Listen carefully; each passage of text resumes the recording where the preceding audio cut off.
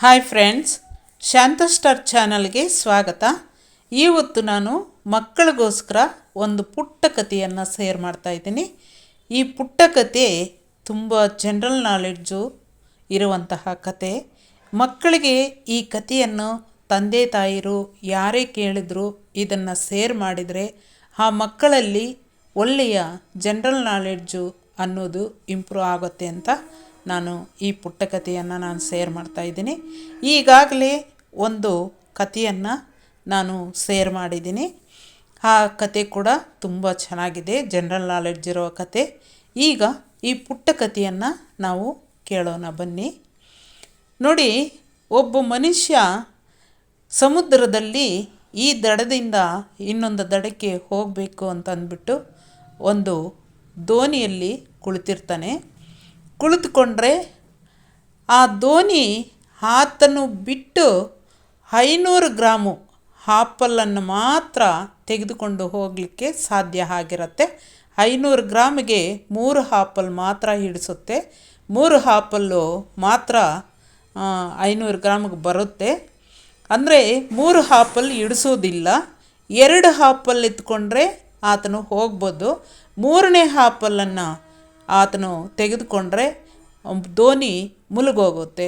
ಅಂಥ ಸಮಯದಲ್ಲಿ ಈತನು ಈ 3 ಆಪಲನ್ನು ಅದೇ ದೋಣಿಯಲ್ಲಿ ಇನ್ನೊಂದು ದಡಕ್ಕೆ ಸೇರಬೇಕಂತಂದರೆ ಏನು ಐಡಿಯಾ ಮಾಡ್ತಾನೆ ಅನ್ನೋದನ್ನು ನಾವು ಈ ಕಥೆಯಲ್ಲಿ ಕೇಳೋಣ.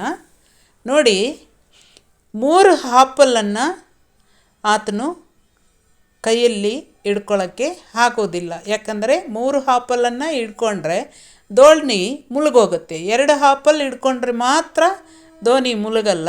3ನೇ ಆಪಲ್ ಹಿಡ್ಕೊಂಡ್ರೆ ಮುಳುಗೋಗುತ್ತೆ. ಅದರಿಂದಾಗಿ ದೋಣಿ ಇರೋ ಭಾರ ಅಷ್ಟೇ.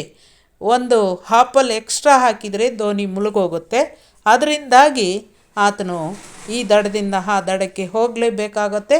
3 ಆಪಲನ್ನು ಸಾಗಿಸಲೇಬೇಕಾಗತ್ತೆ. ಅಂಥ ಪರಿಸ್ಥಿತಿಯಲ್ಲಿ ಆತನು ಏನು ಮಾಡ್ತಾನೆ ಅನ್ನೋದನ್ನು ನೋಡೋಣ. ನೋಡಿ, ಆ ಕೈಗೊಂದು ಈ ಕೈಗೊಂದು ಆಪಲನ್ನು 2 ಕೈಯಲ್ಲಿ 2 ಹಿಡ್ಕೊಳ್ತಾನೆ. ಇನ್ನು 3ನೇ ಆಪಲ್ ಹೇಗೆ ಎತ್ಕೊಂಡು ಹೋಗ್ತಾನೆ ಅಂತಂದರೆ 2 ಕೈಯಲ್ಲಿ 2 ಆಪಲ್ ಹಿಡ್ಕೊಂಡಿರ್ತಾನೆ. ಇನ್ನೊಂದು ಆಪಲ್ಲು ಮೇಲಕ್ಕೆ ಎಸಿತಾನೆ. ಮೇಲಕ್ಕೆ ಎಸೆದಾಗ ಅದು ಮೇಲಿನಿಂದ ಕೆಳಗಡೆ ಬರುವಷ್ಟರಲ್ಲಿ ಒಂದು ಕೈಗೆ ಇನ್ನೊಂದು ಕೈಯಲ್ಲಿ ಇರುವಂಥದ್ದು ಅದನ್ನು ಮೇಲಕ್ಕೆ ಎಸಿತಾನೆ. ಆ ಮೇಲಿಂದ ಬರುವಂಥದ್ದನ್ನು ಕೈಯಲ್ಲಿ ಹಿಡ್ಕೊಳ್ತಾನೆ.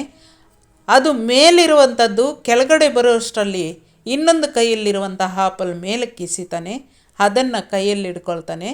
ಈ ರೀತಿ ಕೈಯಲ್ಲಿರುವ ಆಪಲನ್ನು ಮೇಲಕ್ಕೆ ಎಸಿತಾನೆ ಅಂತಂದಾಗ ಅದು ಮೇಲೆ ಇರೋದು ತೂಕ ಕಡಿಮೆ ಆಗುತ್ತೆ. 2 ಕೈಯಲ್ಲಿರುವಂತಹ ಆಪಲ್ಲೇ ಇರುತ್ತೆ, ತೂಕ ಕರೆಕ್ಟಾಗಿರುತ್ತೆ. ಅದು ಮೇಲೆ ಬರೋದು ಗಾಳಿಯಲ್ಲಿ ತೇಳ್ಕೊಂಡು ಒಂದು ಮೇಲಕ್ಕೆ ಎಸಿತಾನೇ ಇರ್ತಾನೆ. ಆಗ ಅದು ಮೇಲೆ ಗಾಳಿಯಲ್ಲಿ ತೇಳ್ಕೊಂಡು ಬರ್ತಾ ಇರುತ್ತೆ ಆಪಲ್ಲು. ಈ 2 ಕೈಯಲ್ಲಿರುವಂತಹ ಆಪಲ್ ಮಾತ್ರನೇ ಆ ದೋಣಿಗೆ ಭಾರ ಅಷ್ಟೇ ಕರೆಕ್ಟಾಗಿರುತ್ತೆ. ಇನ್ನೊಂದು ಎಸಿತಾ ಎಸಿತಾ ಎಸಿತಾ ಈ ರೀತಿ ಕೈಯಲ್ಲಿರೋದು ಮೇಲಕ್ಕೆ ಎಸಿತಾ, ಒಂದು ಮೇಲಿಂದ ಬರೋದು ಹಿಡ್ಕೊಳ್ತಾ, ಕೈಯಲ್ಲಿರೋದು ಮೇಲಕ್ಕೆ ಎಸಿತಾ, ಮೇಲಿಂದ ಬರೋದು ಕೈಯಲ್ಲಿ ಹಿಡ್ಕೊಳ್ತಾ ಆಪಲನ್ನು ಈ ರೀತಿ ಎಸಿತಾ ಎಸಿತಾ ಎಸಿತಾ 3 ಆಪಲನ್ನು ತೆಗೆದುಕೊಂಡೋಗಿ ದಡ ಸೇರ್ತಾನೆ. ನೋಡಿ, ಎಷ್ಟು ಬುದ್ಧಿವಂತಿಕೆಯನ್ನು ಉಪಯೋಗಿಸ್ತಾನೆ ಆತನು ಅಂತಂದರೆ ಈ 3 ಆಪಲನ್ನು ನೀಟಾಗಿ ದಡ ಸೇರಲಿಕ್ಕೆ ಸಾಧ್ಯ ಆಗುತ್ತೆ. ಆಗ ದೋಣಿ ಮುಳುಗೋದಿಲ್ಲ. ಈ ಎಸಿತಾ ಎಸಿತಾ ಒಂದು ಕೈಯಲ್ಲಿರೋದು ಮೇಲಕ್ಕೆ ಹೋಯ್ತು ಅಂತಂದರೆ ಅದು ಗಾಳಿನಲ್ಲಿ ತೇಳ್ತಾ ಬರುತ್ತೆ. ಅದನ್ನು ಕೆಳಗಡೆ ಬರೋಷ್ಟರಲ್ಲಿ ಕೈಯಲ್ಲಿ ಹಿಡ್ಕೊಳ್ತಾನೆ. ಕೈಯಲ್ಲಿರುವ ಆಪಲನ್ನು ಮೇಲಕ್ಕೆ ಎಸಿತಾನೆ. ಮೇಲೆ ಗಾಳಿನಲ್ಲಿ ತೇಳ್ಕೊಂಡು ಒಂದು ಬರ್ತಾನೆ ಇರುತ್ತೆ. ಈತನು ಮುಂದಕ್ಕೆ ಸಾಕ್ತಾನೆ ಇರ್ತಾನೆ. 2 ಕೈಯಲ್ಲಿರುವ ಆಪಲ್ 2 ಕೈಯಲ್ಲೇ ಇರುತ್ತೆ. ಈ ರೀತಿ ಸಾಗಿಸ್ಕೊಂಡು ದಡ ಸೇರ್ತಾನೆ. ಎಷ್ಟು ಬುದ್ಧಿವಂತಿಕೆ ಉಪಯೋಗಿಸಿದ್ದಾನೆ ನೋಡಿ ಫ್ರೆಂಡ್ಸ್. ಈ ಮಕ್ಕಳಿಗೆ ತುಂಬ ಜನರಲ್ ನಾಲೆಡ್ಜು ತುಂಬುವಂತಹ ಈ ಸ್ಟೋರಿನ ನೀವು ಮಕ್ಕಳಿಗೆ ಶೇರ್ ಮಾಡ್ತೀರಾ ಅಂತ ನಾನು ಅಂದ್ಕೊಳ್ತೀನಿ.